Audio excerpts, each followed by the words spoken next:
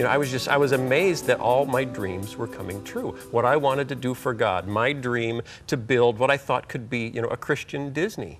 It was all coming true. Unfortunately, on the inside of the company, everything was starting to fall apart. And we had grown too fast. I didn't go to business school. I got kicked out of Bible college after 3 semesters for failing chapel. We finally we produced our own feature film. We were doing shows in theme parks. We were doing books. We were doing, music. But we ran out of money. We spent too much. We grew too fast. We made some bad, sales projections. We ended up in a lawsuit with a former distributor who said we'd breached a verbal agreement. A year later, the lawsuit was overturned, but in the meantime, we lost. And everything. A judge in Dallas, Texas, granted them an $11 million judgment against my company, and it put us into bankruptcy. So in November of 2003, I found myself, after this amazing journey, sitting in the back row of a bankruptcy courtroom in Chicago, Illinois, watching everything I had done, every character I'd created, every song I'd written, every story I had told, get packed up in a box and sold to the highest bidder. And I could not figure out why God would let that happen. I didn't blame him. I never said, you did this to me. But what I did say was, you could have helped. Why didn't you show up in the courtroom? And I couldn't understand why. And finally, all my friends, and the company that I'd built were all packed up and relocated to Nashville, Tennessee. I'm in Chicago still. And it left me sitting there by myself. I felt like with this God that had watched me fall down the stairs and hadn't raised a finger to help. And then slowly, I started listening. And he started whispering to me, first through other people, and then finally directly, but he started to show me what I had done.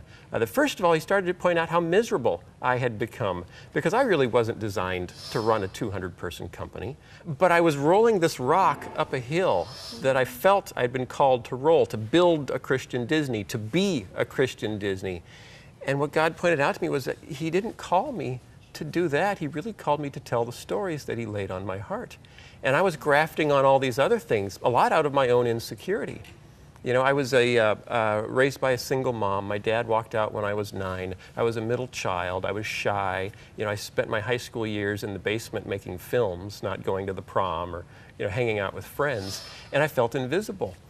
And I got so busy that I almost killed myself. And what I discovered is God didn't let it fall apart because he didn't love me. He let it fall apart because he loved me so much. And he didn't want to see me in that shape.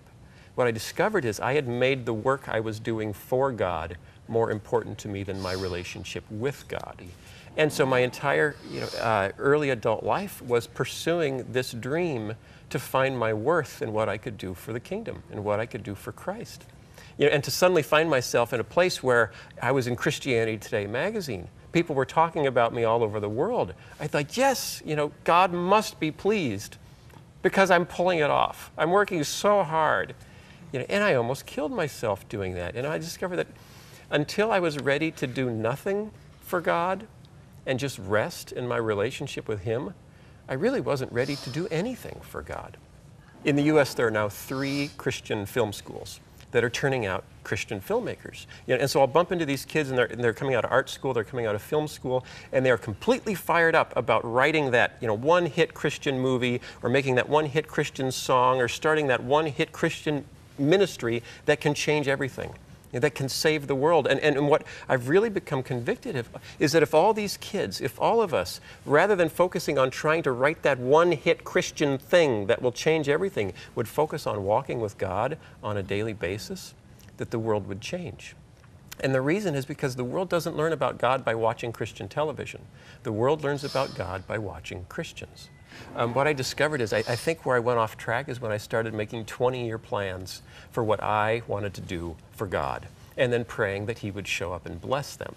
And I realized that if I'm a Christian, if I've given Christ lordship of my life, where I am in 20 years is none of my business. Where I am in 5 years is none of my business. Where I am tomorrow is none of my business. The only thing that is my business is, what has he asked me to do today, and am I doing it? Am I walking with him? Am I sharing his love with every person I encounter, including the girl who's bagging my groceries at the grocery store?